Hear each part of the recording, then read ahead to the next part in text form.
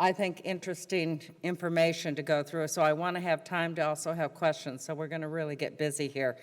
As you come in, if you haven't signed in, sign in when you leave. It's important to us to know who's coming and who's not. A few items I want to preface. As we always do, this information will be available on our website in a few days, so you can take a few notes, but you don't have to think you have to copy everything down, because we will have it. Pardon me. This morning, in addition to myself, and I'm basically not doing much of the presentation at all, we have Edwin Bemmel presenting, Alan Mora, Jennifer Kokoro-Pons, who am I missing this time? Elisa Rangel, there. I always miss somebody. So anyway, let me get started. Few things I want to talk about a little bit, just very, very briefly, is one is, most of you know, the institutional IRB, the single institutional review board, is set to go in effect May of 2017. However, recently, AAU, APLU, COGR, and AMC have put out a letter to NIH asking for a one-year extension. We don't know if that's going to be received well or not, but you should just keep on board with that, and we will send out updates as soon as we know them. One of the things with the Single Institutional Review Board is they're talking about, NIH is talking about sending out new guidance, because if we have a single for multiple sites, for instance, if you have human subject review and you're in a multiple site and Duke is the single, then Duke wants a way to charge some of that activity on the grants and vice versa. So heretofore, any IRB charges, et cetera, on federal grants have not been allowed because it's part of the FNA, but they're looking at maybe trying to put that in because that's over and above what we normally do, and it would be outside the FNA calculation. So I'm not saying it's there yet, but you should just keep an eye on it. The other thing that just came out a few days ago is the NSF proposal, Award Policies and Procedure Guide. I know you've all read it already. The good thing about it is it does have a summary of the major changes in it. I would look at that first and see if there's anything there that you have questions about before you delve into your weekend reading. It tells you review chapter by chapter summary changes. So do know that's out there. The links are out there. We sent out a notice, and you can go onto our website to see that as well. The other thing is the FLSA, which I know most of you have gone to meetings about. I think it affects almost every unit that I can imagine here. And the one thing I do want to talk about is I keep talking with HR so that they do understand that on the grants area, it's not, even yesterday I had a conversation, they're kind of mixing it up a little bit. It's not like we go back to the agency and say, give us more money. And they kind of thought that, even though I've said no. In a rare case, maybe somebody might, but really not. What the agencies are basically saying is, yes, you could put that percentage on, because if you have somebody going from 40,000 to 50,000 at 20%, that is a substantial difference if they're key personnel, and you have to identify that, but they're not funding any other new monies. So that's something that the faculty have to learn to live with, just like almost everything else. If you can't put it on the grant and they are key personnel, then you have the problem of you have to set up cost share for it. So if any of you are in that boat where you have to set up cost share because they are considered key personnel, then you should talk to your post-award administrator. The other thing with the postdoctoral stipend levels, again, these are recommended by NIH, but coming next year, any new awards will have the right amount and they'll be indexed. That does not mean for an existing award that they're going to give you extra money. That means you have to find the extra money. And with any federal account like that, you can't cost share it from another federal account. Good news so far, right? The brown bag discussion groups, and I think this will be where I stop. We've been having them, I think, for 3 months now. We're going to have them for 3 more months. I would like your feedback on them. We've had more coming certainly over at Med than we have had at Coral Gables. Our last one I think we had here, we had people sign up, but nobody showed up.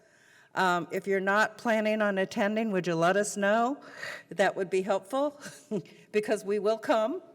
And we're going to do it for 3 more months. The idea here with the brown bag groups is really to promote discussion. It's not a one-way, us to you kind of thing. It's really trying to talk about issues, problems, questions, things where we want to get on the same page and we have a chance face-to-face to talk to one another. ORA is rotating people going so that we have a good mix of people showing up and so forth. And you, if some people that you may not have met, you get to meet and you go, oh, that's you, you know, and get to go back and forth. We think it's a great idea. We're going to do it 3 more months. Then we're going to survey out and see what you think. Okay. Next up is Alan is going to talk about a new functionality in RRS. How many know what RRS is? That's good. I think this is quite exciting. It's not for applications. I'll let him talk about that. It's for all contracts. And I think you'll see that what we're trying to do is open to transparency. Yep. Thank you very much. Good morning to everybody. For those of you that don't know me, I'm Alan Mora, Director of Strategic Initiatives. What that basically means is I oversee anything technology related for the department. I oversee systems, web, training, and of course reporting. It looks like most of you were aware of RRS, but just a brief history on it for those that aren't familiar with the tool. It was developed about 7 or 8 years ago in an effort to provide information and functionality to faculty and staff to show them a glimpse of where things are with their sponsored accounts. The information in here is all coming from Systems, and it's a different view than what you see in DMAS. DMAS shows you transactional level details. This will show you more high-level reporting, summarized information. What we want to highlight today is this PI portal. So about, let's see here, going about 4 or 5 months ago, a task force was set up at the medical school to address clinical trials contracting times. That came around the same time that we were already embarking upon transitioning our workflow and our reporting mechanisms within our pre-award office for contracts and budgets and MCAs to be able to utilize a new methodology to track our work product. We've always done it in InfoEd, but the system that we were using or the method that we were using didn't allow us a lot of flexibility. It was difficult to provide metrics, and there was very little transparency. So we embarked upon this effort to show some of that transparency.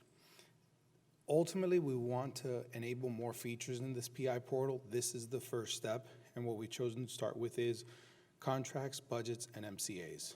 So anything that's happening, whether it's a clinical contract or an outbound subcontract, an inbound contract from a foundation sponsor, whatever the case may be, it's going to be displayed here. So you get to it by going to the Sponsored Research tab here within RRS, and you go to the PI portal. The way the system is set up, it's like anything else in RRS. It is dependent upon your access level. So faculty would have access to their own portfolio. They wouldn't see a drop-down. They would just see their name here, and they would be able to select. They would only see their activities.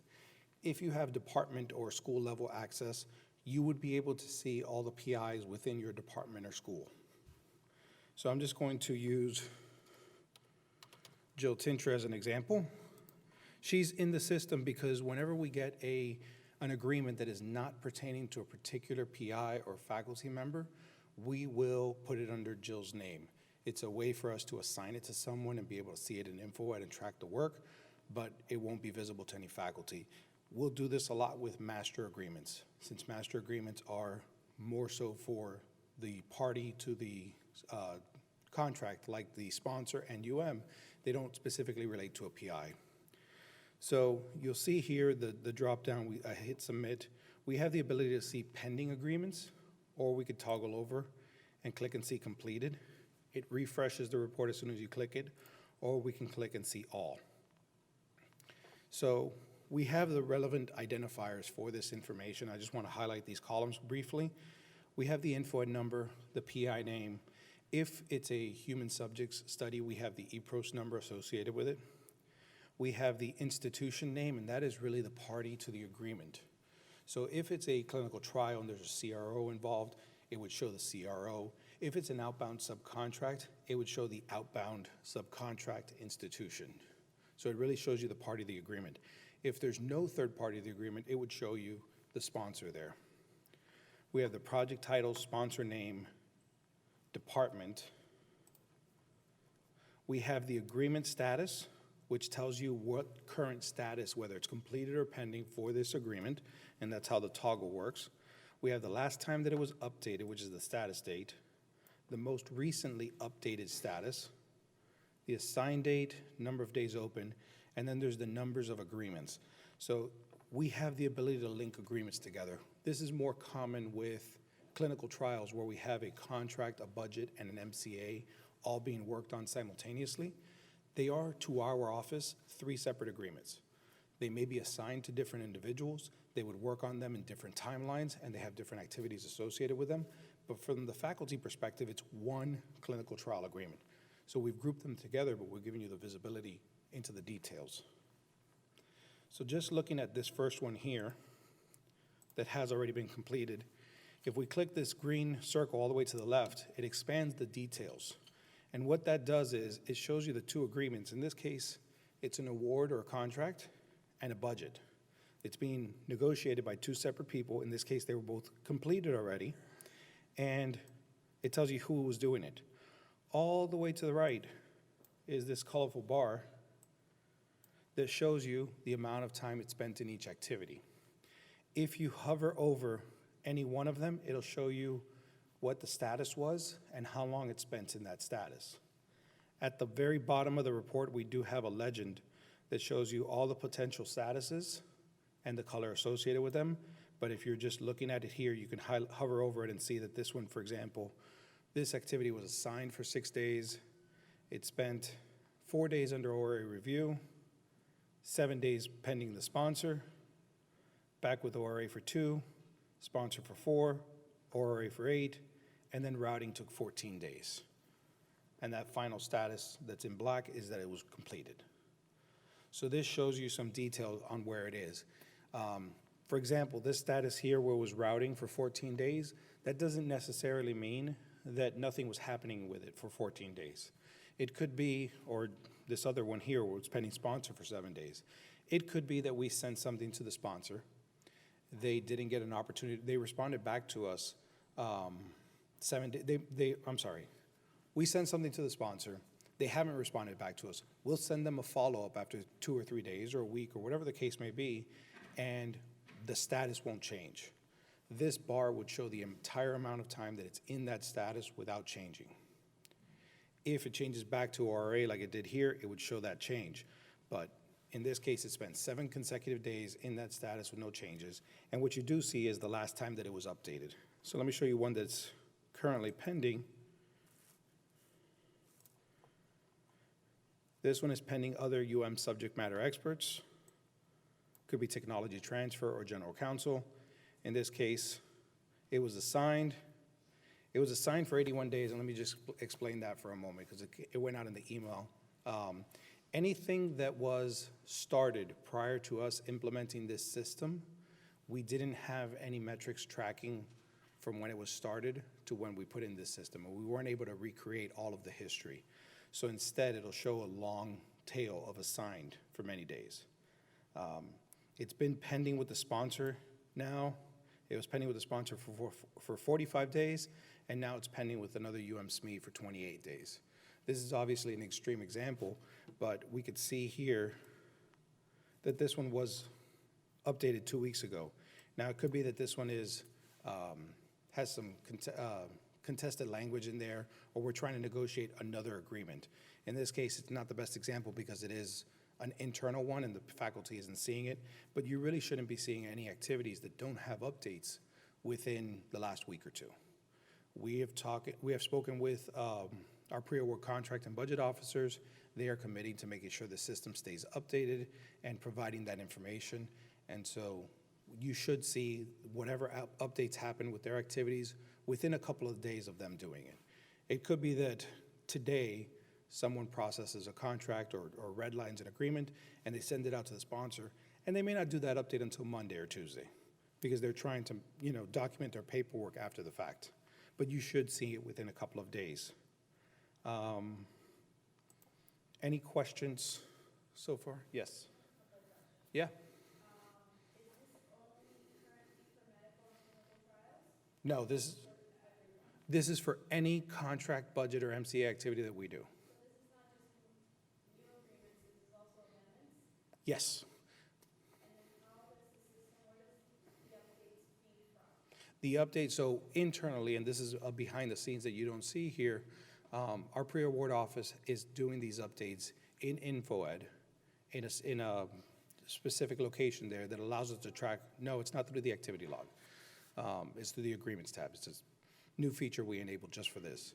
And there are comments behind all of this that we're not showing because, quite frankly, the comments are really for internal use. We use a lot of acronyms, a lot of shorthand, and we try and be brief with the comments, but provide just enough detail that if somebody else picks up the item of work, it has value, but not so much comments that it would make sense to somebody outside of the office. So that's why we chose to hide the comments, and they're going to stay that way for now. But there are commentary behind this that we're not showing. So as each of these activities happen, or as each transition happens, we have those comments behind the scenes, and that's where this information is being sourced from. Good? Yeah, so this is for all budget and contract activities. So any outbound subcontracts, material transfer agreements, confidentiality agreements, data use agreements, whatever it is that our contract and budget teams handle would be shown in this system. Yes?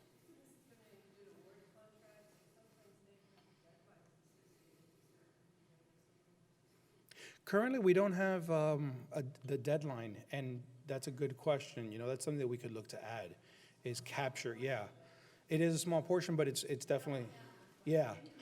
No, it's good. It'll show you as well as the contract officer that if there is a deadline associated with it, that we're mindful of it. So that's a good point. I'll take that note back. So keep in mind here, the idea is transparency. We want to show you where information is, how you can get access to the information, and what the status is of your activities. We are going to show the good and the bad. This is as things happen. If something comes to us and it's sitting on our desk, it's going to show there. But if we send something back to the department and we're waiting on the PI for something, it's going to show that as well. Some faculty may choose to go in here, but it's typically going to be department administrators that look at this, and this should be able to give you a high-level view of what your portfolio is. We did a time study of what our contract and budget officers spend their time on, and it looks like what that time study showed is that 60% of their time is being used on administrative activities, updating the status of things, telling people, answering phone calls, answering emails, chasing after work once they send things out. And so we're hoping that some of that time would be minimized so that instead of spending 60% doing that type of function, they're spending 70 or 80% actually doing the work of the contract and budget negotiations or building the MCAs. So we launched this on Monday or Tuesday of this week. We wanted to make sure that we had this out for this quarterly update.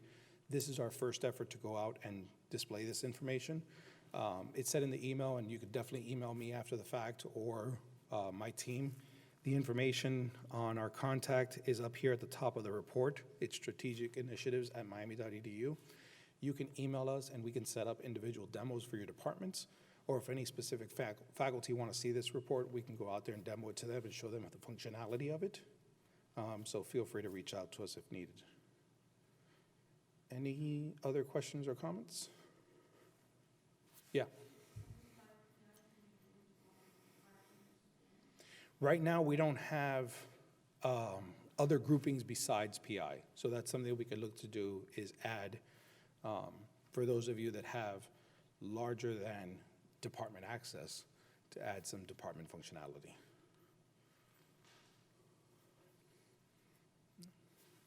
All right, I will turn it back to Edwin to provide some workday update.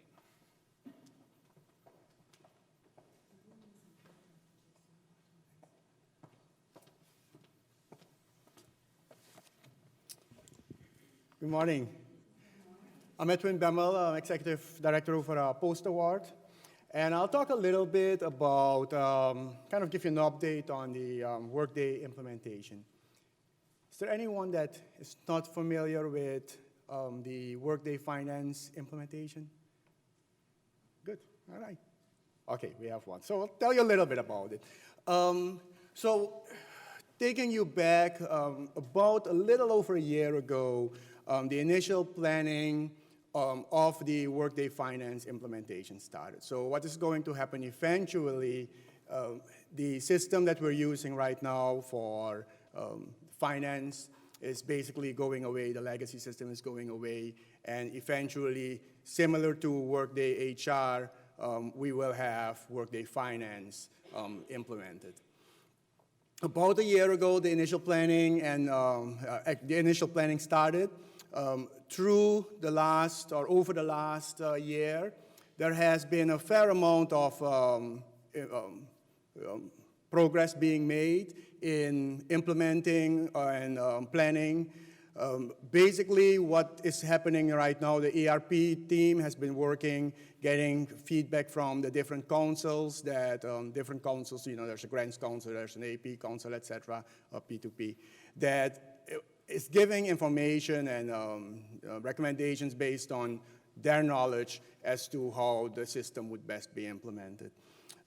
Based on that, there was, back in around May, June, there was a P1 lab, open lab, where we had an opportunity to go in, and based on the P1 tenant, which is the initial build of everything they had so far, everything they understood so far, that they had actually put in a tenant, an environment for us to go in eventually in the lab and go and test the system and see if things work the way we expected them to work as of at least that time.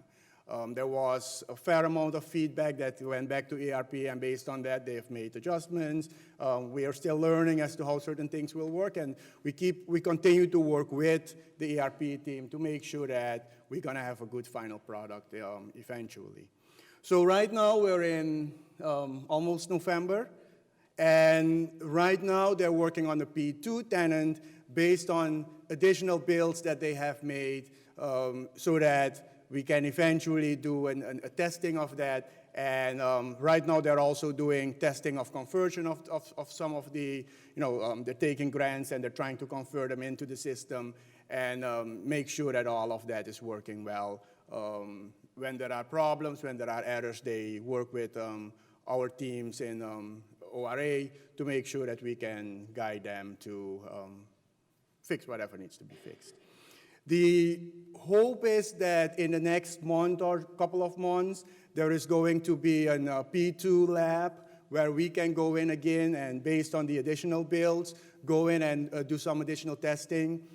If you are getting an invitation to go, I would strongly encourage you to go. It doesn't only help you getting a first look at the system as to where they are right now, but it also certainly helps us all to make sure that some knowledge that you can bring to the testing certain things, that they are being tested, and that we, as much as possible, work out the bugs before we go live.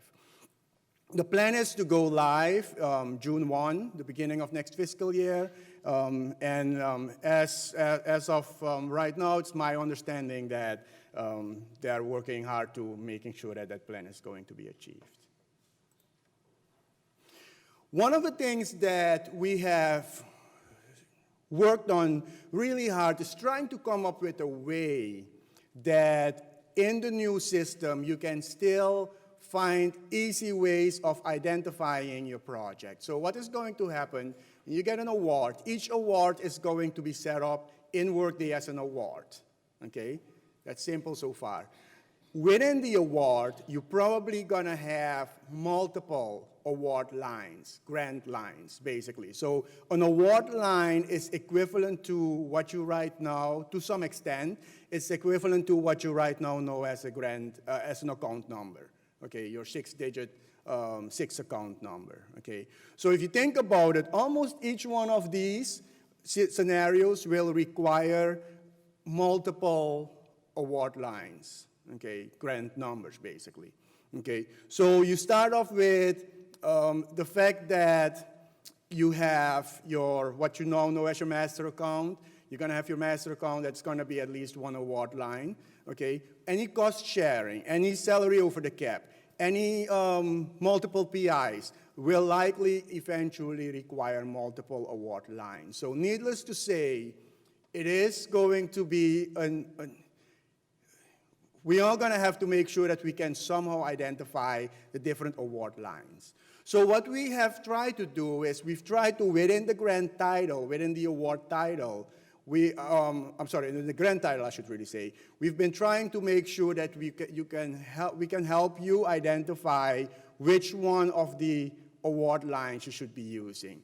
So all of those elements we've been trying to build in the award title. So the way it's going to work, and let me go to the next. So these are a couple of examples. The way it's going to work is you're going to have, each grant is going to have a GR number. So GR followed by 8 digits, or 8 characters, I should say. In the beginning, for a while, we'll be using numeric, okay? That will be followed by all of the things that I was just telling you, including the PI's, part of the PI's name, the identification as it's, whether it's cost sharing, whether it is a multiple fiscal year where we have to set up multiple lines. We'll have the fiscal year indicator. Different things will be included in the grant title, which will help you identify which grant to pick for when you're charging your expenditures. So as an example, there are 2 examples here. Let's look at an example with cost share. If you have an award line with cost share, the structure is going to be GR followed by 8 digits, followed by the PI's last and first name combination up to 8 characters. Okay, and I'll show you that in a second, what it would look like. Followed by, if it's cost share, it would be followed by the letter CS. Then the cost center from where the cost share is funded from. The sponsor abbreviation up to 8 characters, the short title of the project, the legacy number, if this is a converted, from the legacy system into Workday, as well as the award number. Okay, so what it's going to look like is, so Edwin Bemmel has a grant, okay? So this is converted, this is currently in the legacy system, it's converted from the legacy system. Let's say this is the first grant that is being converted. So it's going to be GR 000001, okay? 8 digits there. Then it'll have my last first name combination up to 8 characters. The way that's going to work is, if my name was longer than 8 characters, it won't only pick up the first 8 characters of my last name. If it's shorter than 8, it will jump to my first name combined with my last name, again, up to 8. So in my case, my last name has 6 characters, so it would be Bemmel at ED, okay? Cost share, CS, and then the cost center that would fund the cost share. The sponsor abbreviation up to 8, so Komen Foundation would be Komen, NIH would be NIH, etc. The project title, the legacy number 661234 as an example, and then the award number. That's what we're planning currently to use. Similarly, for a sub-award, if it was a sub-award, there's a lot of similarity in the structure.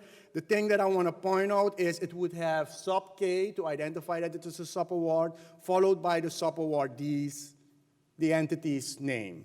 Okay, so in this case, it would be, again, it would have the GR, and then whatever the number is, followed by our PI, followed by sub-K, FIU, if the sub-award is with FIU, the FIU's PI would be included, and then the rest of the structure is similar to what I just showed you.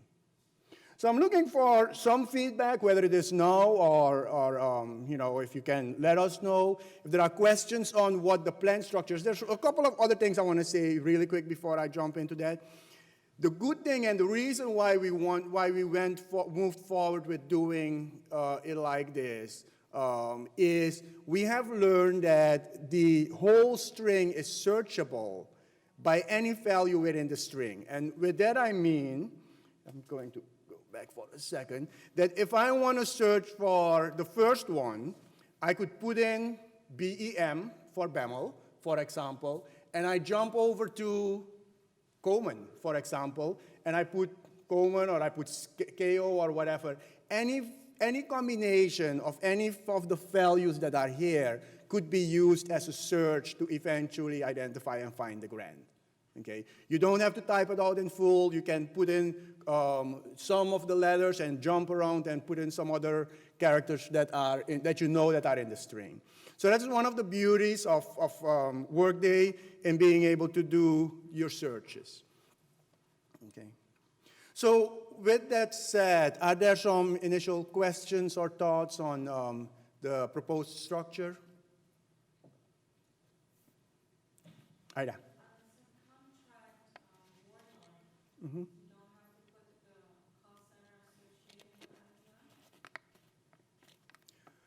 So the cost center we're only going to use if it is a funded cost center for either cost share or salary caps. But if for any other grant, the cost center is going to be part of the grant structure anyway already. So no, we don't have to separately identify it. Other questions?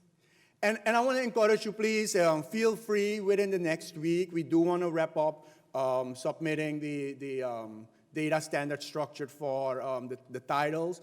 If there is any, if there are questions or any suggestions, please let us know. And we'll certainly entertain it and see if any tweaks need to be made. One other thing that I want to bring up is, as a result also of the Workday implementation, as well as some recent experiences that we had with preparing both the CFI and the FNA proposal. And the CFI stands for the Schedule of Expenditures for Federal Awards, which is a requirement that is part of the A133, the single audit requirement. That is a schedule that we have to submit along with the financial statements related to the single audit. In preparing all of that, as well again as getting ready for Workday, we realized there was a little bit of overlap here and there and some inconsistencies as to how our financial classes, our fin classes are currently being used. So we took a hard look at that and revamped some of this. We eliminated a couple of them, and we are repurposing some of those. Specifically, starting with the ones in red, and I have some Rasmus folks here, the Vessel 5022 fin class should no longer be used, as well as 5014, which is for the fin class for public service. Okay, so those are eliminated. Going back to the top, there are several fin classes that you know right now. So the first column in the section in green shows the current legacy description. The section in blue shows what it will look like in Workday. Okay. So 5010 instruction will become FC instruction, and that is going to be rolling up from an FNA calculation perspective as well as for CFA purposes. We're going to make sure that that rolls up to instruction. 5011 is going to be used for training grants and non-research fellowships. 5012 is going to be used for, and the Workday description is going to be FC research fellowships and research training. 5020 is going to be your typical R01s, that's research. Okay, FC research in Workday. 5021 is going to be used for clinical trials. That's going to be FC industry clinical trials. And then we have 13 is going to be FC, public service, and other sponsored activities. 50/80 we will no longer use. So FC, financial aid, scholarships, and fellowships will only be for non-sponsored financial aid and fellowships, basically. Stuff that goes through student financial aid, basically. So I want to mention Sure. a couple of things about this. This is draft. It is not final. We're trying to serve a couple different purposes here. There are 16 financial classes that the controller's office has to report on. You know, instruction, research, public service, academic support, institutional support, auxiliary services, scholarships, patient care, et cetera. For us, we're basically looking and we take our activities into 3 buckets for F&A purposes. That's instruction, research, and other sponsored activities. So gets a little gnarly and it's behind the scenes. But for instance, we code industry clinical trials as other sponsored activities. When it rolls up in the financial statements, it shows up under research. Okay? So Edwin is just showing you where we're thinking about going. Right now, what's 5010 is going to be FC001. It's going to be FC001 through 16, by the way, is how the financial class is going to look. We're almost done with this, but there's some other tweaks to it. We just wanted you to see what we were working toward to get it to the right place. And depending on what use it is, it's going to possibly roll up differently. Questions? If not, I think Jennifer is next. Thank you.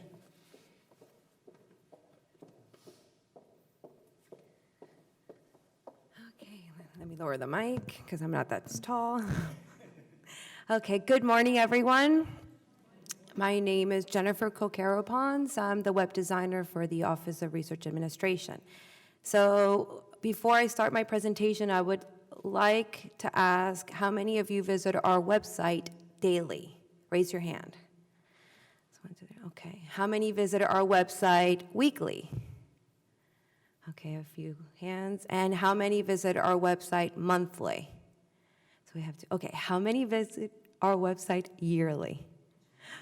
Okay, no hands, thankfully. Okay, so for those of you who raised their hand that they visit our website monthly, we have the newly redesigned website. So you guys probably remember our old website, and that's the one that used to look beige looking. That one used to be housed under the old CMS. So just to give you a little bit of background information on the redesign of our site, the University of Miami as a whole, one of the goals that they have is that we want to get all of our websites onto the new CMS.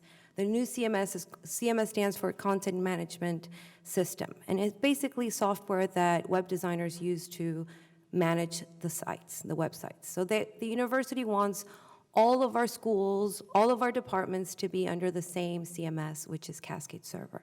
And it's a great CMS because it really brought our website to the 21st century. How many of you here have seen the new website for the University of Miami as a whole? Okay, so all of you, okay.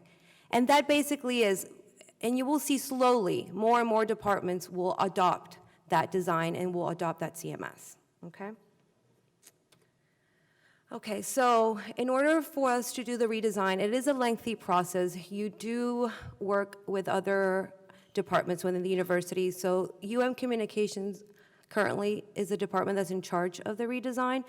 So every department and every school has to kind of do like a contract with them, and then you have to go through many hoops and paperwork, and there's research involved, there's focus groups, there's surveys.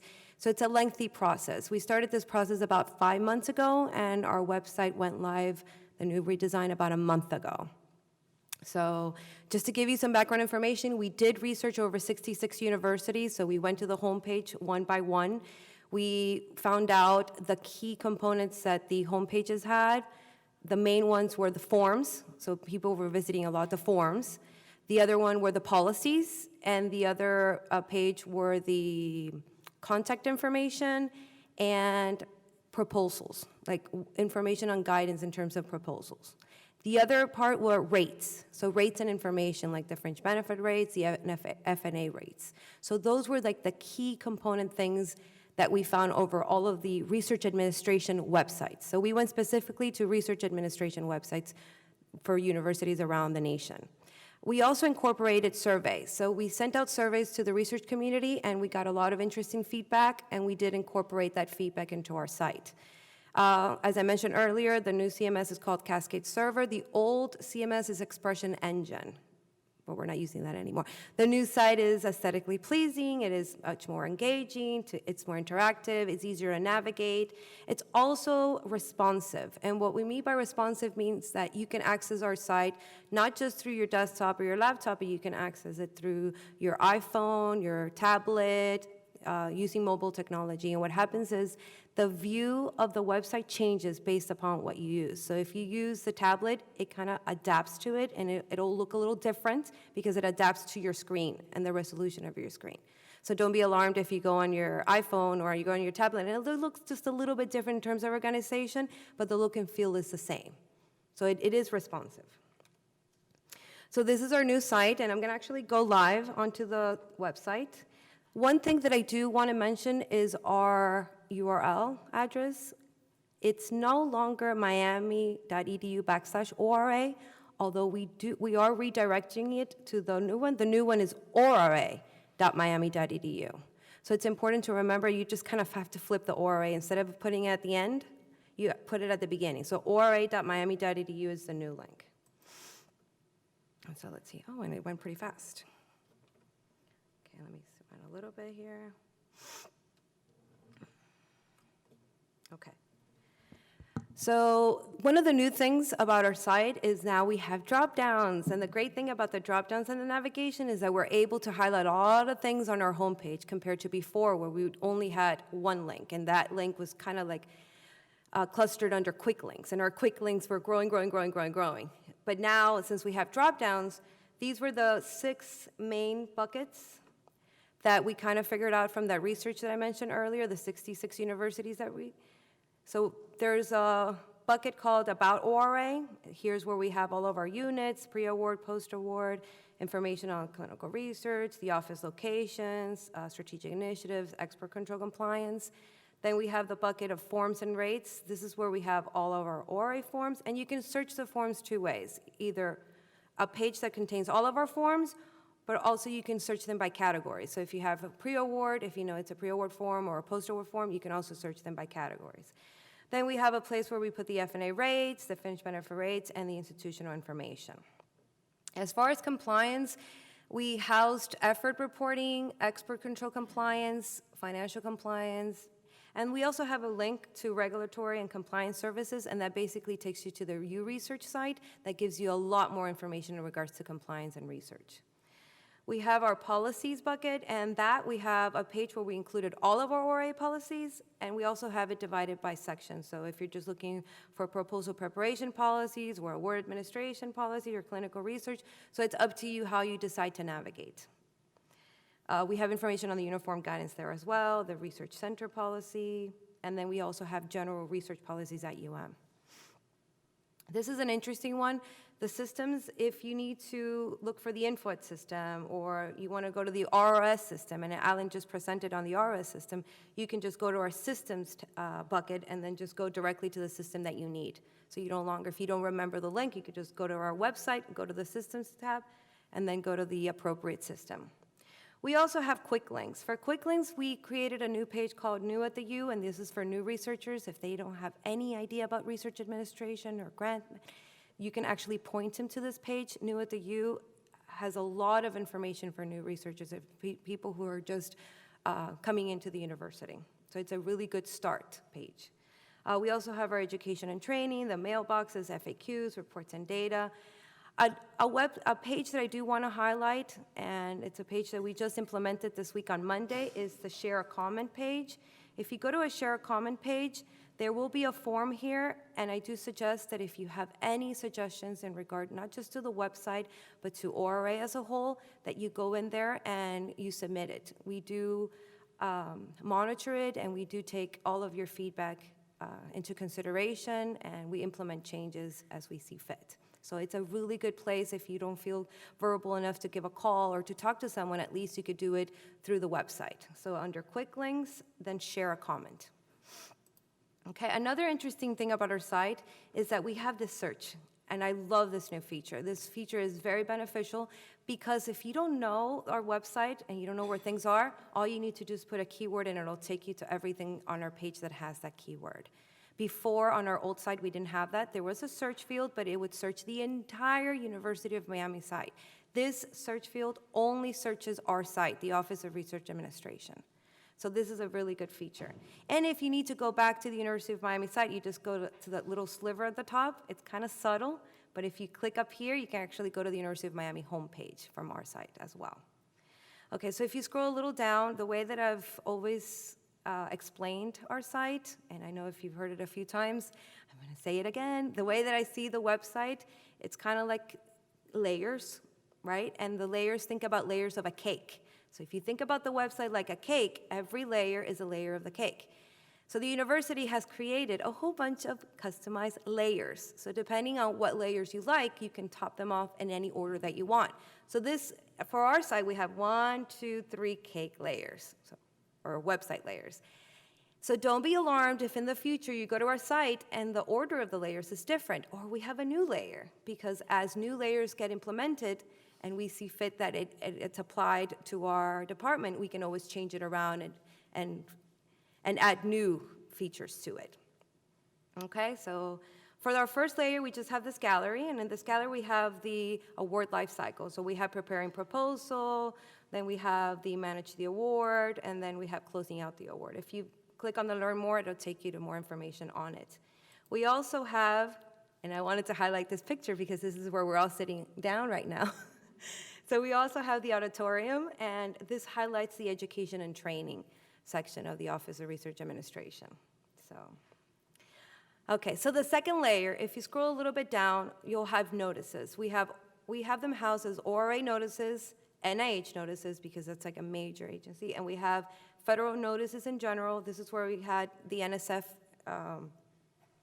Proposal and Award Policy Procedure Guide that Barbara was mentioning earlier. So if you don't remember where to go or you don't know how to navigate to it, go to our site. Then under federal notices, you just click on this and it'll take you directly to the information that Barbara was mentioning earlier with the summary and the notice announcement. We also have here, so here's where you would see in the future a video or a recording of this quarterly meeting.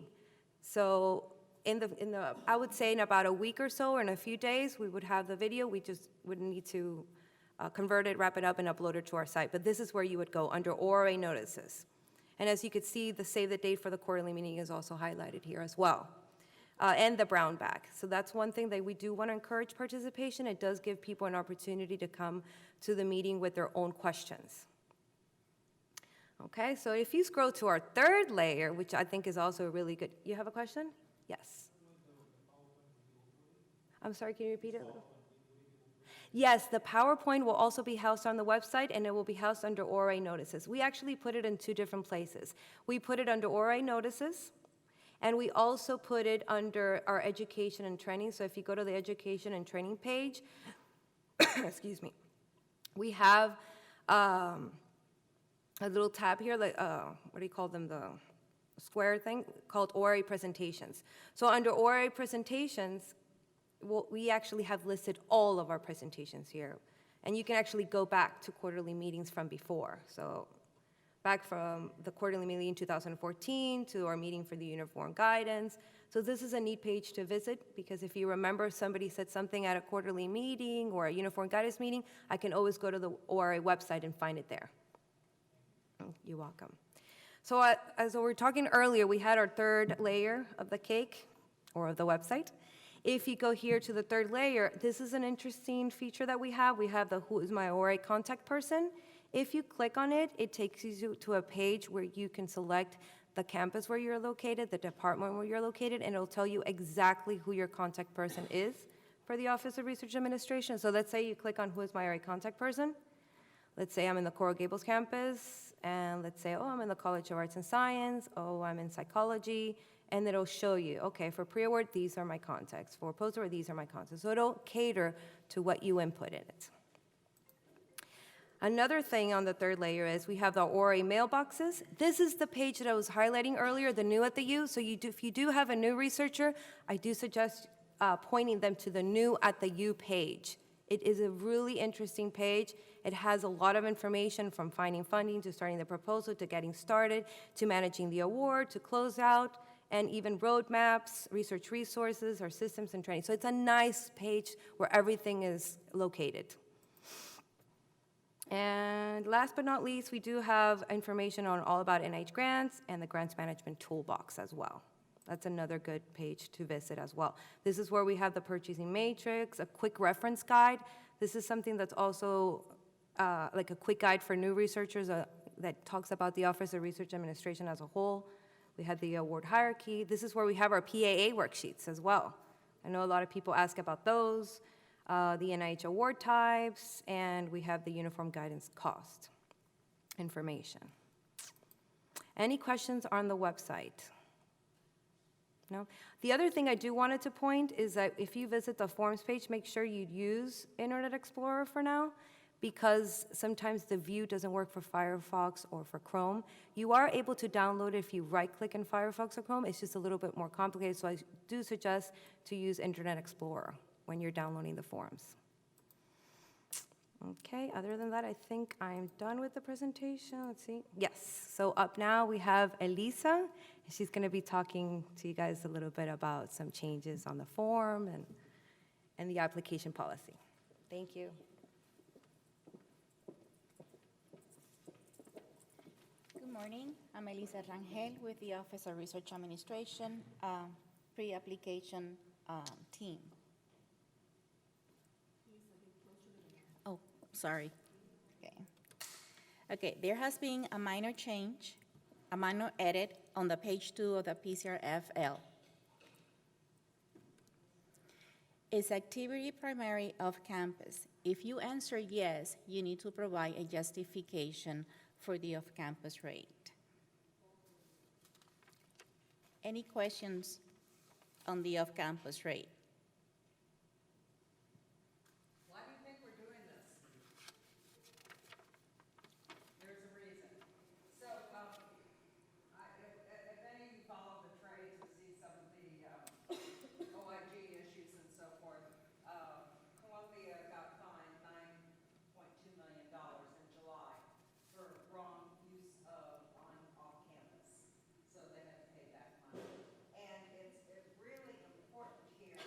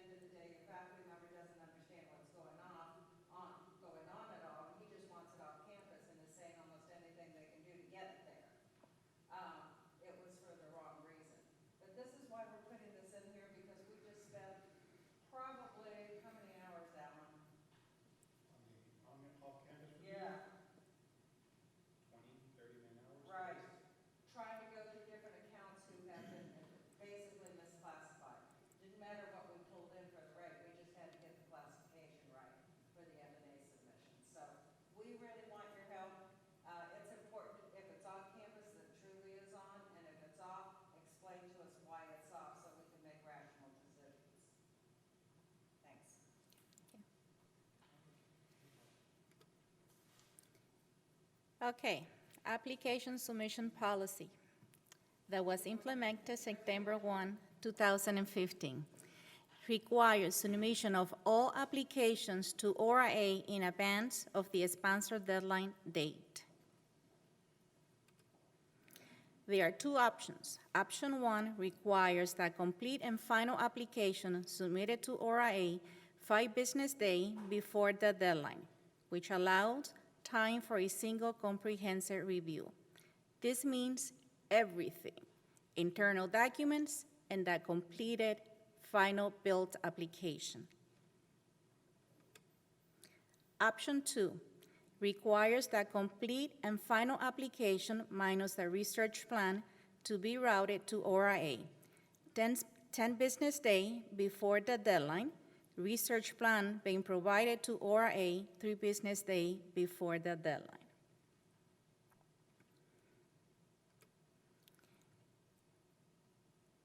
This policy is not happening. We're getting applications at the last minute. And since we have to meet the deadline, we have to press and submit. All applications for sponsor funding must be reviewed by ORA prior to submission, even if the application will be submitted directly by the Department, Faculty Advancement, and External Affairs. So, again, why we're bringing this up is that we have some renegades out there. There are two reasons we're talking about this. Number one, the deadline issue. We understand that you are in the same box that we are, because it's not, in most cases, you're not holding it to say, oh, I'll give it to you at the last minute. You're getting things at the last minute. We have had enough glitches over the last 6 months with things coming at the last minute. The pagination isn't right, the format isn't right, the dollars aren't right, and so forth, and they're sent anyway. That investigator is basically stopping all the chances he or she has at getting funded. And for the life of me, trying to change this culture is so difficult when some of them even come from other universities which have drop-dead 10-day deadlines or 5-day deadlines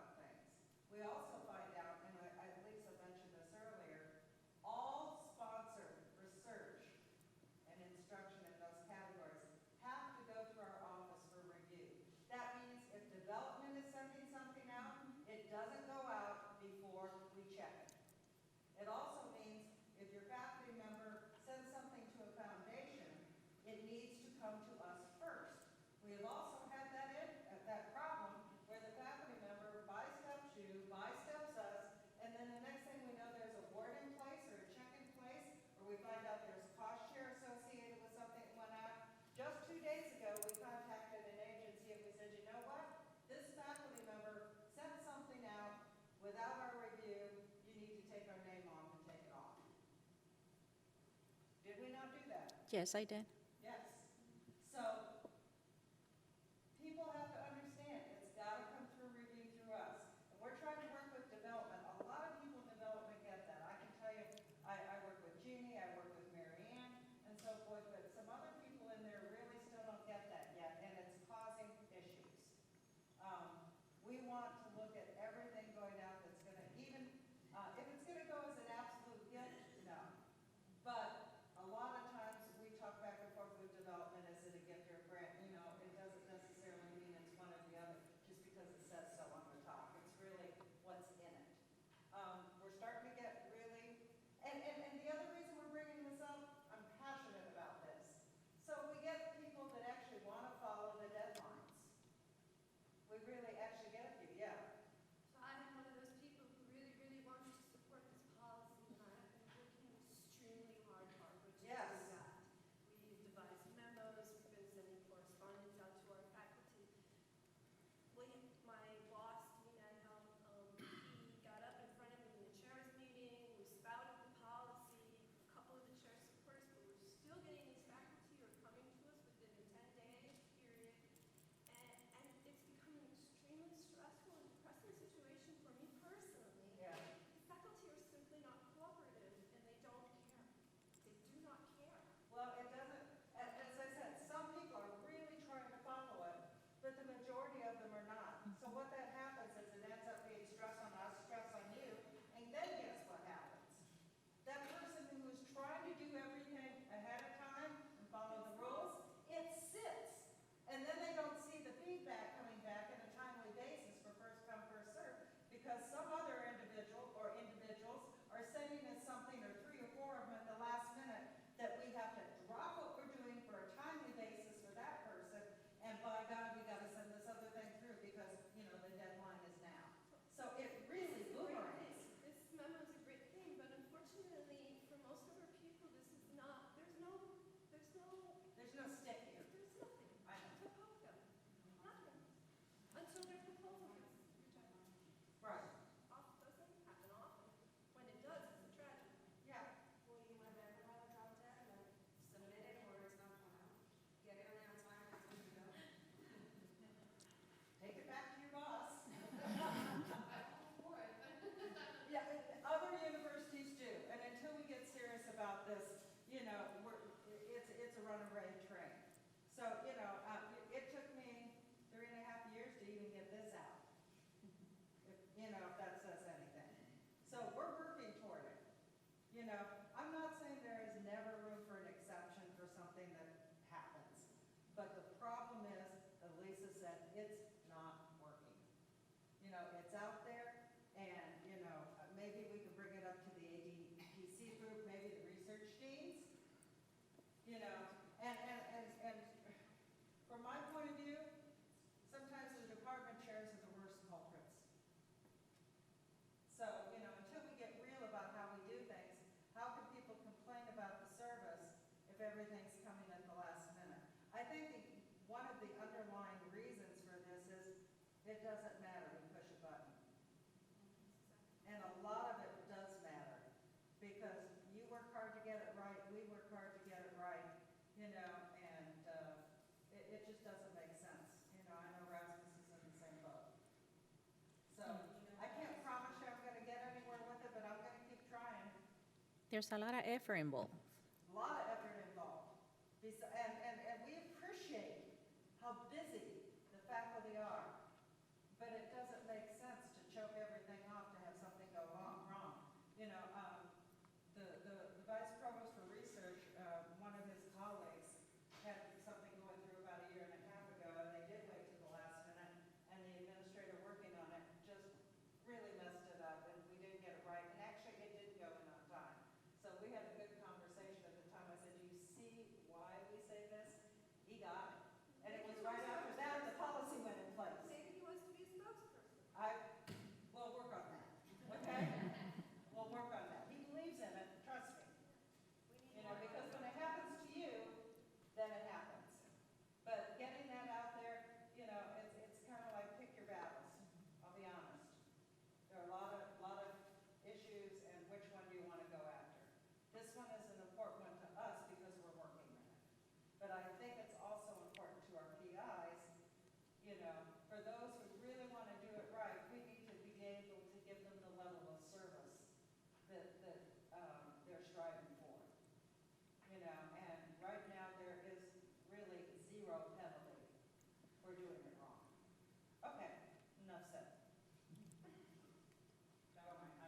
Okay, Edwin will update on the closeout progress. Thank you.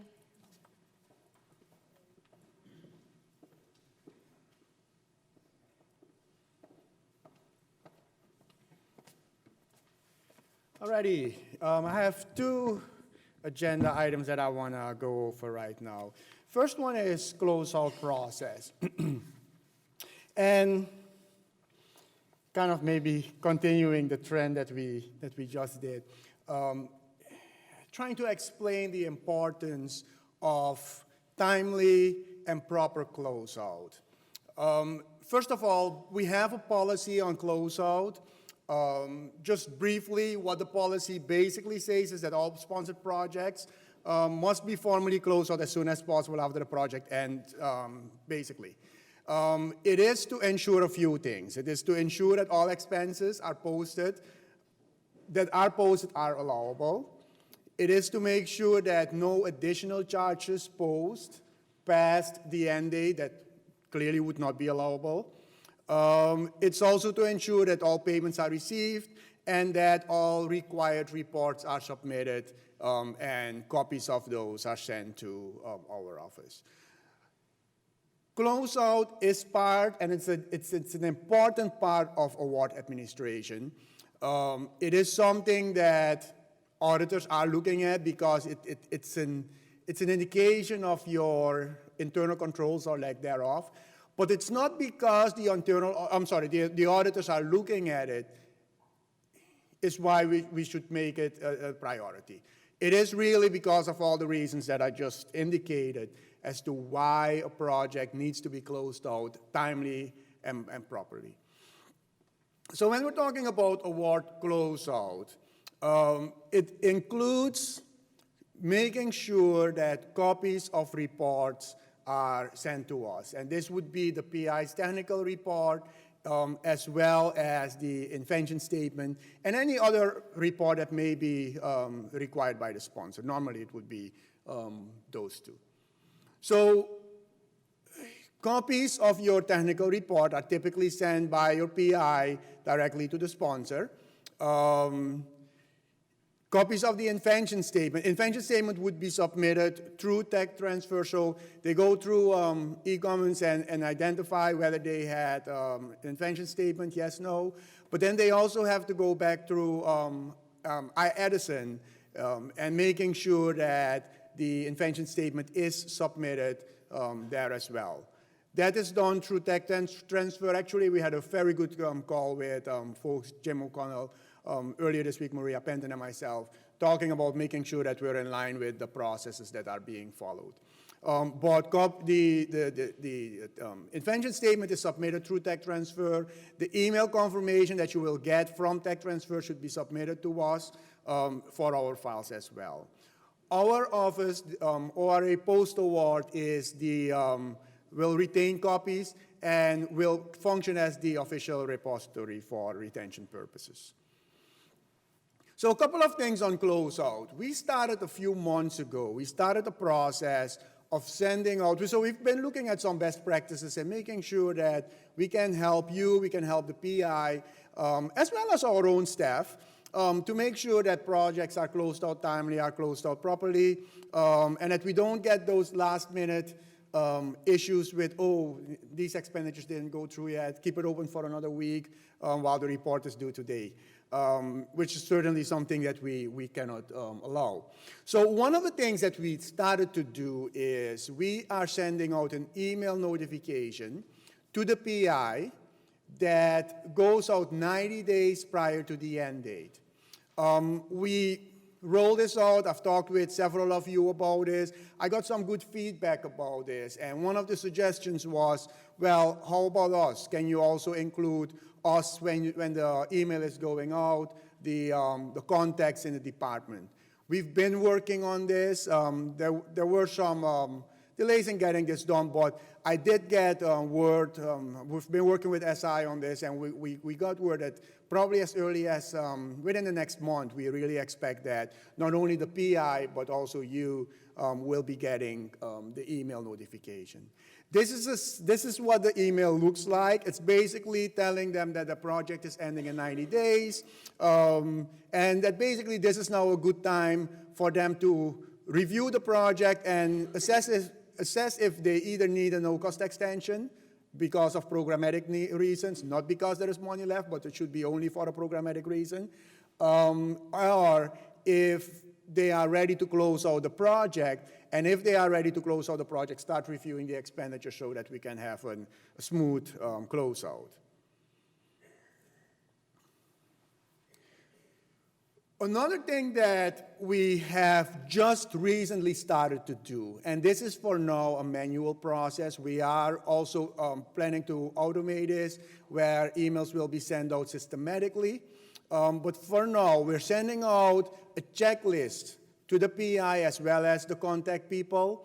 Again, for now, it's done manually. And for now, what we're doing is 15 days after the project ends, we will send out a checklist to the PI and to you, basically, and I'll show you the checklist in a second, basically for them to complete and sign it and send it back to us, okay?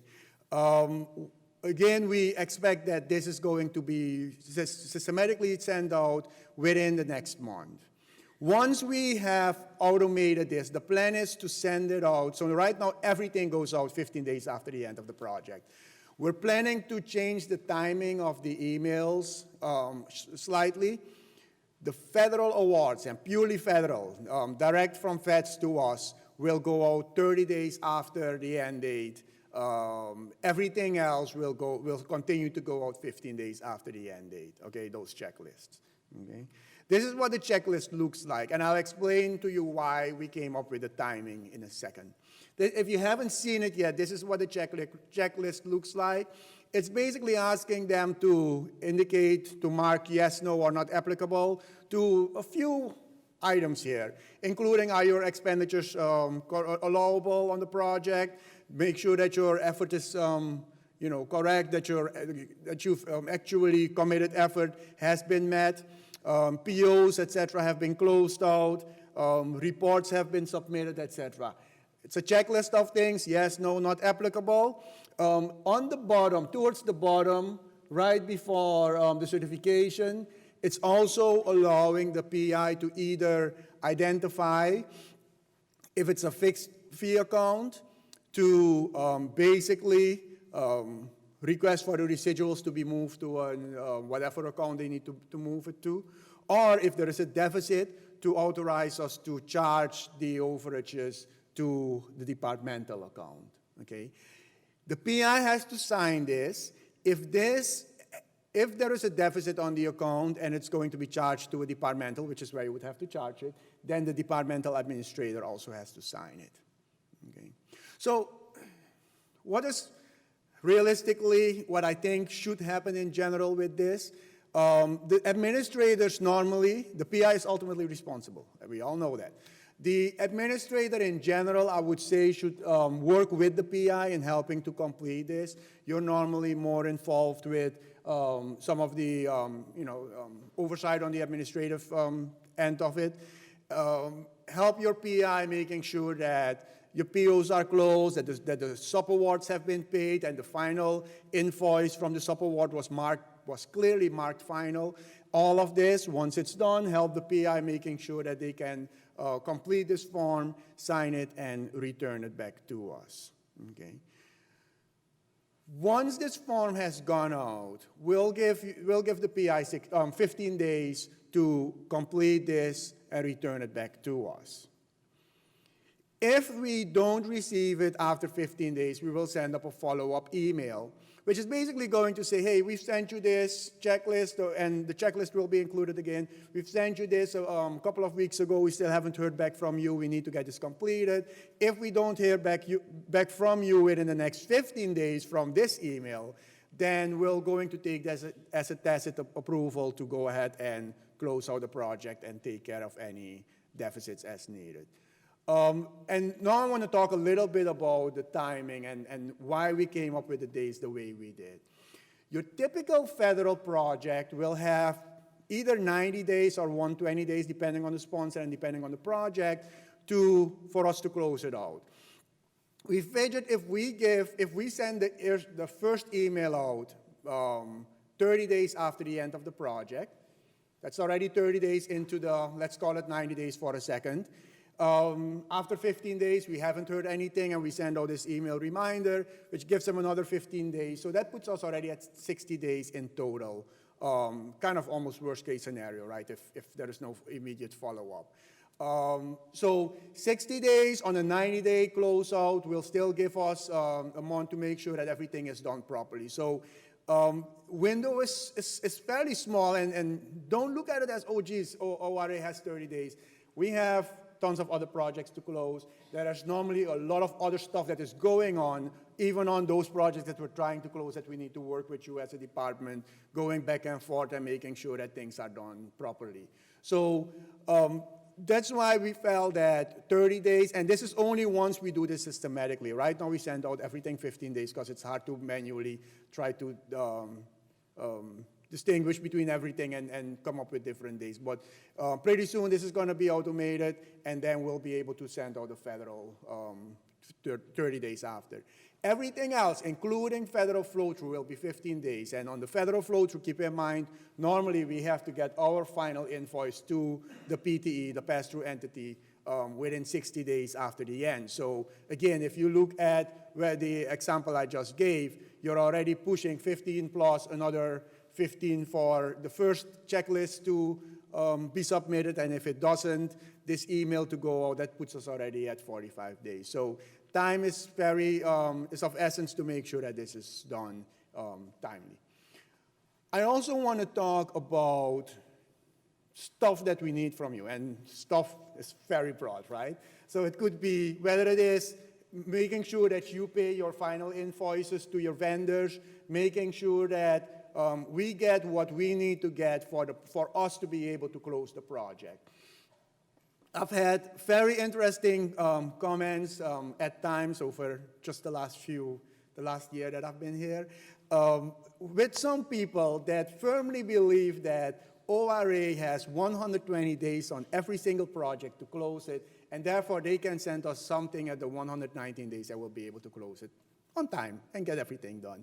And this is absolutely a myth, okay? So first of all, even NIH projects, there are current NIH awards that we have that are still giving us 90 days to close them out. Not every single NIH project has 120 days to close out. So that's first and foremost. And of course, there are a bunch of other sponsors that may have other dates, including federal sponsors. The other thing is, when NIH, and I'm picking on NIH, it's our biggest sponsor, of course. If NIH is telling us we have 120 days to close out the project, that is getting everything done, including final drawdowns of cash. Okay? So if we don't get expenditures posted until the 119 days, there's no way we're going to be able to get the cash drawdown by day 120. So it is important. Please don't go by what the NOA says as to when things are due.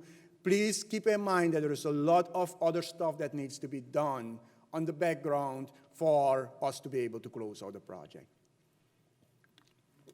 Because I had a situation this week, I want to mention this too, that this doesn't only, it's not only true for final reports, but I had a situation this week where there was an invoice that is due actually this coming Monday, the 31st, and the invoice needs to be submitted along with a technical report, and the PI quickly reminded us that he has till Monday the 31st to submit that to us. There's no way we can get it all done and make sure that the invoice goes out. God forbid there is a system problem on Monday. God forbid one of the key people that is working on it on Monday is out, and somehow it falls through the crack. This happens to be a sponsor that if you don't submit things on time, they permanently withhold 10% of the funding. So it's important. It's really important to make sure that we partner in making sure that all of this is done timely. I think I mentioned all of this already. Yeah, I've gone over all of this already. So again, I wanna really stress that keep in mind that we work with you in sending out reminders. Be in touch with us if there are questions. I know when I just started here, we were talking about some situations where departments sometimes would come to us and say, hey, I'm going to pay this vendor. Go ahead and submit your invoice and we'll pay them 3 months from now. And, of course, I'm maybe exaggerating. Well, I think that really happened. But bottom line is, by the time that we're going to submit the final invoice, by the time we're submitting the final report, everything, we're only working on actual expenditures that posted. We cannot work from, oh, this invoice, we have it in our hand, or the vendor is sending it to us next week. Just go ahead and include the expense. We cannot, and it's very important to understand as well. Questions? Sure. Yeah, it should. It is already. So right now it's a manual process, but we are. And once it's automated, definitely it will. When it becomes automated, is the header information about the account going to be added to the top? Is that how you see it? It should. If not, it's going to be in the email. We're working out some final details with the SI team. My understanding, and Ellen, correct me if I'm wrong, I think he's going to be able to include it in the actual form. Yeah, that's the goal, but we're not going to hold back automating the email to get that into the. Yeah, yeah, yeah. Thanks. Uh-huh.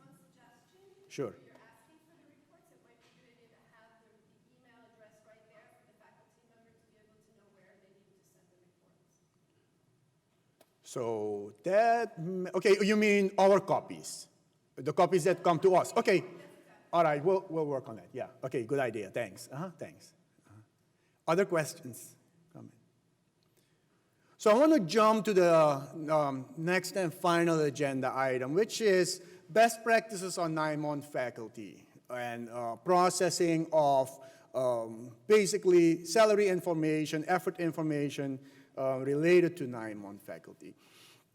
We do not have a policy on this yet, but one of the underlying things in being able to calculate and submit proposals and eventually charge sponsored projects for salary is the notion of the institutional base salary, IBS, okay? In order for us to know what rate we're going to put on a project, we need to understand and clearly define what the institution's IBS is. We're working on a policy. It's not out yet. We're hoping to have it out in the very near future. But in the meantime, just by definition, IBS is basically your annual regular compensation paid by, in our case, for an employee's appointment, okay? It would not include bonuses, incentives, etc. The policy is still being reviewed. Activity pay is one of the key things that we're looking at as to how that is going to be or not going to be included in IBS, okay? It is important to understand that your IBS is subject to any salary cap, and I'll talk about salary caps in a second. And the lower of your IBS or the salary cap on that project will be used to determine the rate and the actual expenditures that will be charged on the project that will be submitted in the proposal. Okay, so that's kind of by definition with the IBS. The reason why it is important to understand IBS is, again, because that drives the discussion as to what am I going to charge the project. And there are a couple of things that I want to discuss today. This is a discussion specifically for the Gables campus, including Rasmus. I know I've talked with people at Rasmus about this already. It doesn't affect the medical campus because they don't have 9-month faculty. So the question, there are a couple of things with 9-month faculty that I want to discuss. First of all, in determining your summer rate, it is important to make sure that you understand that you're going to use the IBS that I just explained. In other words, what your monthly rate is for that person, that same rate is going to be used to calculate what their summer appointment should be on their sponsored project, okay? So in other words, if you have a 9-month faculty earning $180,000 over the 9-month period, their monthly pay, their IBS, is $20,000 per month, okay? If they work on a sponsored project or on sponsored projects over the summer for 2 months, their salary should equate, their total summer salary should equate $40,000, okay?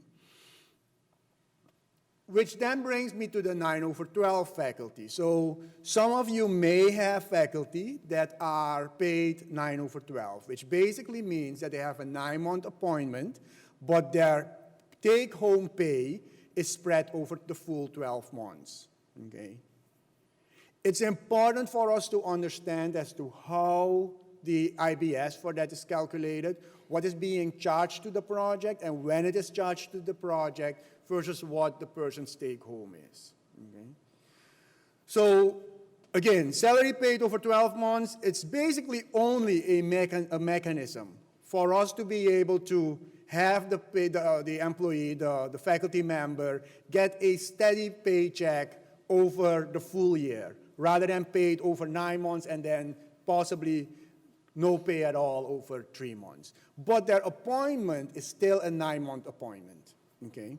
So what we're doing is we're taking their 9-month salary, we spread it over 12 months, we should be charging the sponsor projects and everywhere else that they're actually being paid from over 9 months, even though they're paid over 12 months, okay? So your IBS is based on when basically the salary is earned, which is over the 9-month period, and that is very critical. Okay, it's not, the IBS is not actually based on when they earn, when they actually, I shouldn't say earn, when they, the timing of the cash payment that they receive. Okay, one thing that I have learned over the last couple of months is that it does require a manual allocation of your charges. And it is important that we understand that as we do this manually, that we do this correctly. So in other words, when you go in Workday and do your payroll allocation for the person that is paid 9/12, you have to understand that, again, over the 9-month period, you're charging, let's assume, just for simplicity purposes, this person is 100% grant funded. Just almost impossible, but let's just assume it for a second, just only to make the illustration a little easier. Person is paid from grants for 9 months, so that means that over those 9 months, the grant should be charged, and there should not be a penny charged, assuming again that all we're talking about is a 9-month faculty not working in the summer, but having a 9/12 pay. There should not be a penny charged to the grant or to the grants in the summer. Okay, and I'm using a somewhat unrealistic example, but I just want to make my point here. Okay, so during the 9-month academic year, you charge your salary expense to the related accounting distribution. Okay, so the different grants, the different or the department included, and whatever else that they're being paid from, that's what is being charged over the 9 months. The payout of the employee is based on 1/12 of their 9-month salary. Okay, the difference is going to be accrued into your departmental account, and you need to manually do this, and I'm going to show you an example in a second.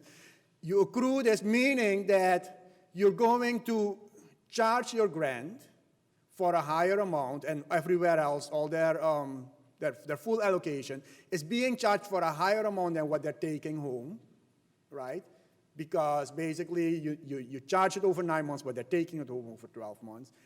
That difference is put in a reserve, call it, for lack of better wording.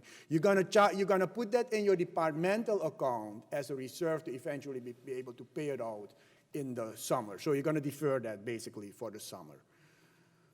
Okay, so during the summer, you continue to pay out your employee based on the 1/12 of the 9-month salary, and the payouts during the summer will be made directly from the department account that you reserve that money, where you defer that money, basically. So as an example, you have a 9-month faculty, again, with an appointment of $180,000 for 9 months.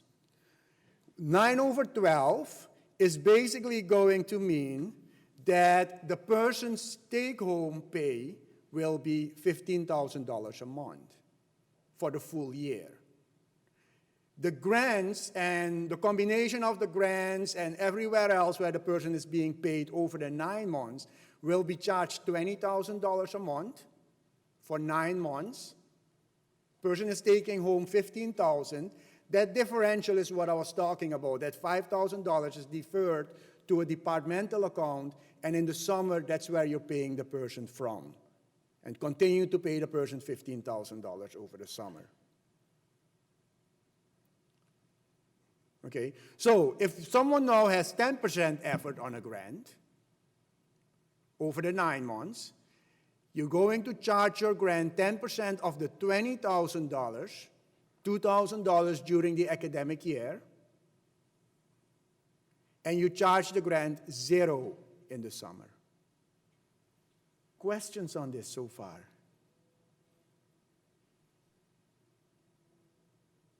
I'm assuming we're all doing this right, but please review what is being done right now to make sure that this is done correctly. We have seen some situations where grants were charged in the summer even though there was no work being done. So I think we've addressed at least the ones that we were aware of, but please look at that.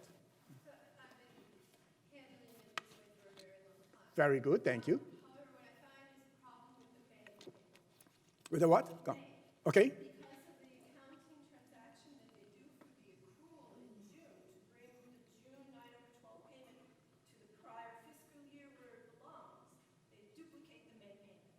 So even if you do not, if you end your assignment or your academic year effort on May 15th, for instance, they're going to charge it in June, again, even though you don't have a costing allocation for expense in June.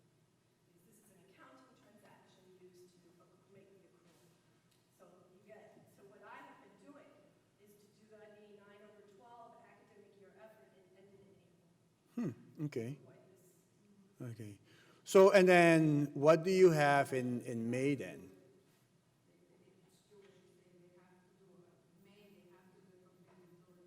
Oh, you do it separate. Okay, okay. Whoa. Well, Don't show any effort on the grant in May, because it will simply get paid again in June, whether or not you have a costing allocation for June. So you'll end up with an assignment. well, okay, but you don't have effort, so but you have.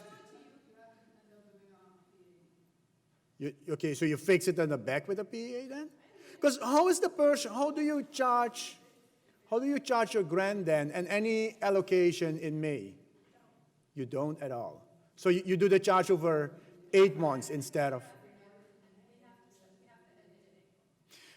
Can we, let's take this offline and let's please look at that because that may be something that we need to follow up on. Okay, all right. Any other questions on this? Okay, another thing that I want to discuss is the issue of the salary cap. So I think you probably all know that there are some sponsors that have imposed some kind of a salary cap, which is basically going to limit your IBS. As I mentioned earlier, the lower of the salary cap or the IBS is what is going to be charged to your sponsored projects. The most common salary cap, when most of us hear of a salary cap, we almost automatically think of the NIH salary cap. However, there are other entities, other sponsors, including some foundations that have their own salary cap that could be completely different from the NIH salary cap. Okay. So when there is a salary cap, of course, the requirement is that someone has, and I'm for example, let me just use a 12-month faculty for a second, making $200,000, okay, on an NIH project. It's going to mean that the difference between the $200,000 and the $185,100, which is the current NIH cap, proportionately cannot be charged to your project. So you now have 10% on effort on a project, 12-month faculty on the medical campus. It just makes the calculation a little easier. So 10% of the $200,000 is their real salary, right? For the project, is their real salary. It would be $20,000. But we can only charge 10% of $185,100, which is the NIH salary cap, or $18,510 to the NIH project. And the difference between the $20,000 and the related effort for that and the $18,510 will be charged to an over-the-cap account. So it's all still for work done on the project. It just cannot be charged back to the sponsor. Okay? So one other issue with salary cap that we need to understand in this group specifically is 9-month faculty. And how does the 9-month faculty come into play? How does the salary cap affect 9-month faculty? Or maybe vice versa, how does 9-month faculty or 9-month appointments, how do they affect the calculation of your salary cap? It is important to understand, and I'm going to continue to use NIH as an example. It is important to understand that the NIH cap of 185.1 is an annual 12-month amount. So if you have 9-month faculty, you have to compare apples with apples by prorating, bringing one back to match the other. Either you're going to say, well, I have a 9-month faculty, okay, so therefore that's 75% of the year, 9 over 12, 9/12 of a year. So 75% of a year has to be compared with 75% in that case of 185.1. Or you would have to, this is the way I would prefer to do it. Another way to do it is to say, well, a 9-month appointment of whatever dollars amount it is translates to how much per month, and that times 12, and then compare that to the 185.1. I'm going to give an example, because I know it's a lot. So what I'm saying here is your NIH your NIH cap is 185.1 for 12 months. So for 9 months, it's 138,825, which is 75%, 9 over 12 times 185.1. When you're comparing your 9-month faculty salary with the NIH cap, you need to bring those back to match each other, okay? So in other words, if I'm saying I have a faculty that makes $150,000 over 9 months, oh, that's below the salary cap, that's wrong, okay? $150,000 over 9 months, it should be compared with 138,825, which is the equivalent of 9 months of the salary cap, okay? And then you're going to say, okay, 150 is greater than 138,825, so this person is above the salary cap, and I need to set up an above salary cap account and account for those dollars accordingly.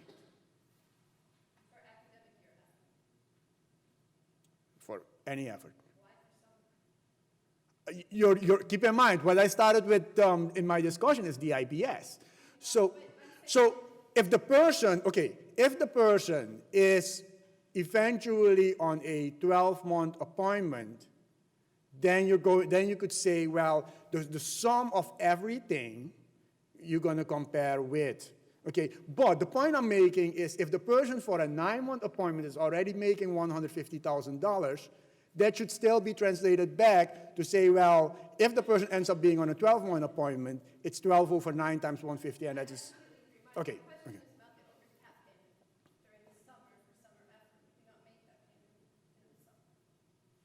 If you're charging the person to your sponsored project, to your NIH project, you still have to use the same monthly IBS rate. Right. Yeah, yeah, uh-huh. But we're not paying them from the institution for the salary cap portion.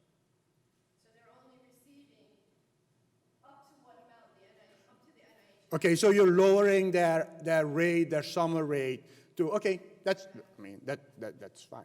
Now, I'm saying it's fine. The only concern I would have is if you've committed an X percent. So by doing that, you're also lowering your effort, the way the effort is calculated. The faculty member is on a 9-month contract with the institution. They're not a contractor in the summer. And they're just, okay, this is a summer appointment.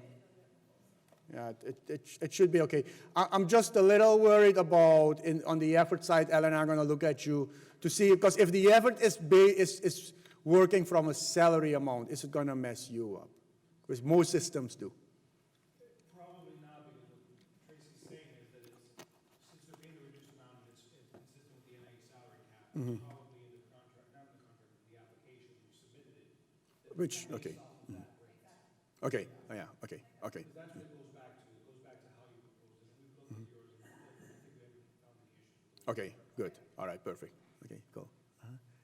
Other questions, comments? And I think that's it. So, just in general, we've said a lot, we've presented a lot. Questions on anything that was presented today?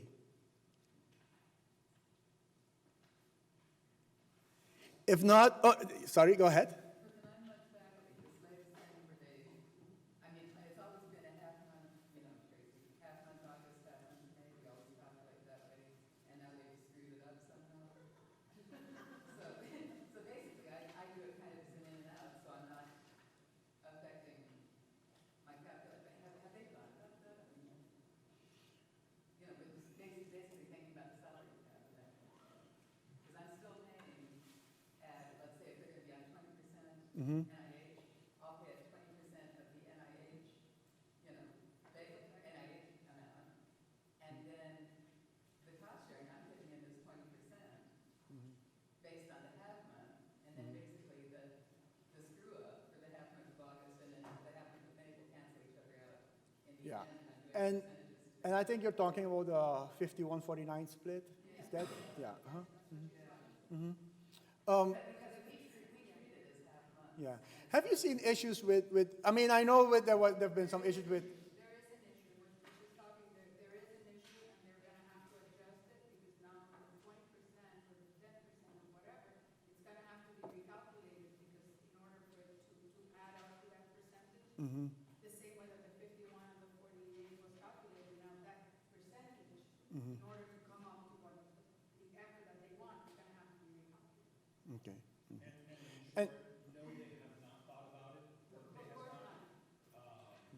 It was communicated after the fact, and so what we're hoping is that this coming summer, we'll be able to put out some guidance and some help in how to calculate that and how to address that. But I'm still doing it as half month as far as the dollars go, and as percentages range. Yeah, and I think from, yeah. And from a materiality perspective, you and I talked about it, half month. I mean, overall, if you look at what, you know, I mean, the effort needs to be a reasonable representation of what you actually work. It's not expected to be, you know, to the 10th of a percentage correct. So, and we do allow 5%, Yeah. you know, within the CRT system. So, Be over or under. yeah, it's in there, but Still need to see the right dollars on the NIH. yes, we do. So we're gonna have to look at that a little bit more absolutely for this summer. good. Any other questions? Any other comments? A reminder, just to look out for the announcements and take a look at the website, the ORA website. We should be posting it within the next week. We'll have this recording of, because this facility allows us to do a recording of the presentation and the slides. So it should be posted. I want to thank everyone for coming. Have a good weekend. Thank you.